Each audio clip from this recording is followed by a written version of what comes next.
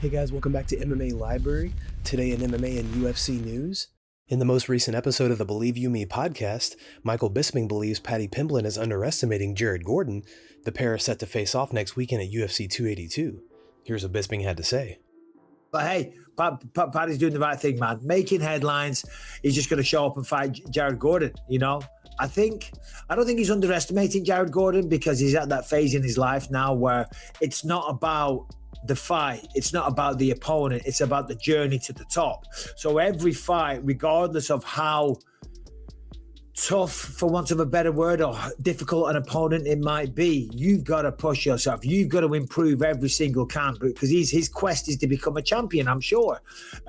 So it's not about training camps for certain opponents. It's about you getting the best version of yourself.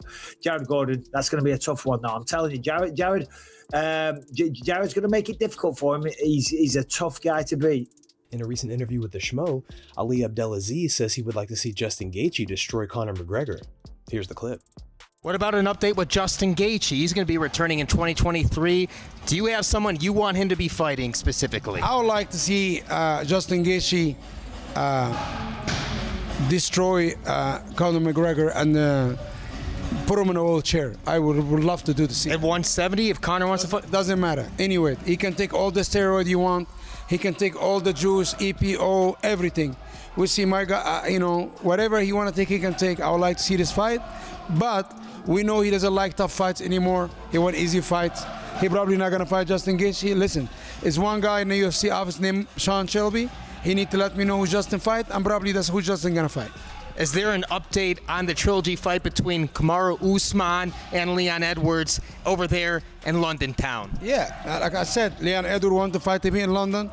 Dana White has been very kind to Kamaru, and I think this fight will happen in London. I don't know the date exactly, but I think it's going to be sometime in March. And I think it's going to be a rematch, and we already know what's going to happen in a rematch. In a recent video, Brandan Schaub has responded to Alex Pereira's betting offer. I don't get how he's offended by me saying that Khamzat. Stylistically, though, that is a tough matchup for him. With Khamzat's skill set, what he does great is a complete nightmare for Alex. Yes. But if you want the smoke, come get it, big boy. So you want the smoke. It's for $50K that Khamzat beats Alex Pereira. Woo! If you're so confident that you can do all this to Khamzat, which I don't think you can even at 205, but if you can, why wouldn't you just go at 85? You are both 85ers.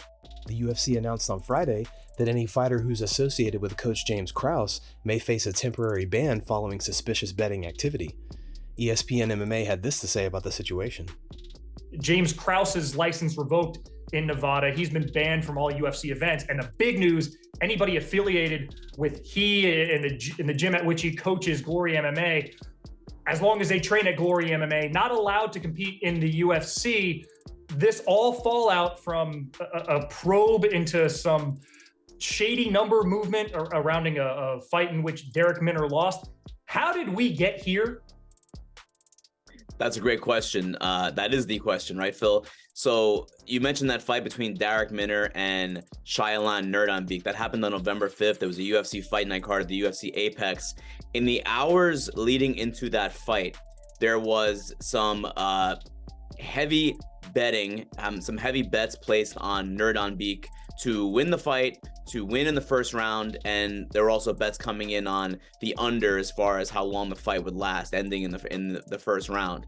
And the line went from somewhere in the -200s to somewhere in the -400s. It's a huge movement of that line. That was the first kind of domino to fall, the first thing that had people kind of scratching their heads. Then the fight happened, and in the first round of the fight, Darrick Minner came forward through a left kick with his left leg to the body of Nurdanbeek.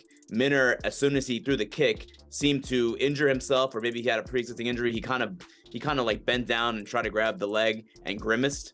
And then Nurdanbeek came forward. Minner threw the left leg again in a kick, and essentially at that point he just covered up. Nurdanbeek came forward and finished the fight via TKO pretty quickly. So the combination of that line movement, Phil, and how that fight looked, where it looked like it was an injury, or at least something that was possibly happened that before the fight that perhaps people knew about leading into the fight, has now prompted several investigations from different jurisdictions. Tavasa is known for his iconic Shoeys at UFC events. Here's what he had to say when asked how many he's done throughout his life. How many Shoeys do you think you've done in your lifetime? Oh, I don't know how many times a priest been to church. Be up there if they're one of them. Not too sure. Few.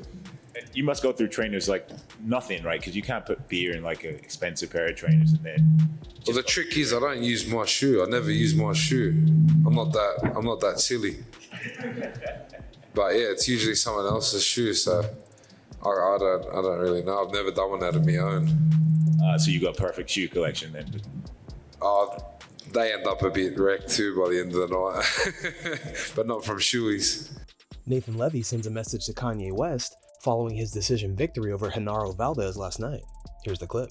Unrelated to this fight, I know you represent Israel and everything like that. There's obviously been a lot of talk in the mainstream news with what Kanye West has been saying and Kyrie Irving has been saying. So as an athlete from Israel, what do you make of everything that's happening in this country right now in the media? Yeah, I think life is too short to hate. So to all these hateful people, sucks for you, I pity you.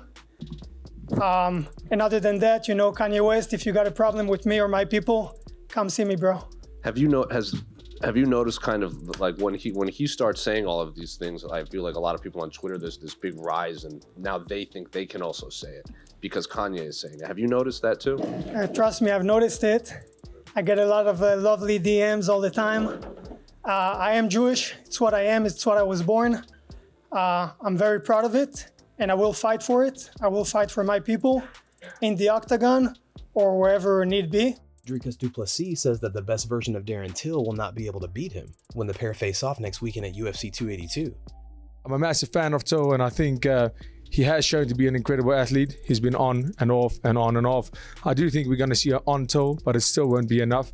And I'm really excited. Like I said, not too worried about anything outside of the stuff that I can control, and that is going in there, putting in the best performance of my life. He is looking good. The Schmo seeing the abs. He's been training over in Thailand, but where's the Smash Bros? Where's Khamzat Chimaev? Has he been training with that guy this training camp? You expect Khamzat Chimaev to be in his corner December 10th in Las Vegas? Not really sure. I mean, he's not going to become a wrestler or a grappler in 2 years, and I think Khamzat is the same place where you say Darren Till's abs are non-existent. So, I have to say, I don't think Khamzat's going to be in the corner, and if he is, what does he know about Till's camp at this stage? I don't think he knows too much about Till's camp, but I know Till went to Tiger Muay Thai for his camp. Brilliant camp. I've spent a lot of time there. Brilliant people, brilliant coaches, great environment, and maybe this is what Darren Till needed. Getting out of his comfort zone, getting away from everything he knows, and just focusing on being a professional athlete. Guys, thanks so much for checking out the video. If you like the content we do here on this channel, don't forget to like and subscribe to MMA Library for all the latest MMA and UFC news. We'll see you in the next video.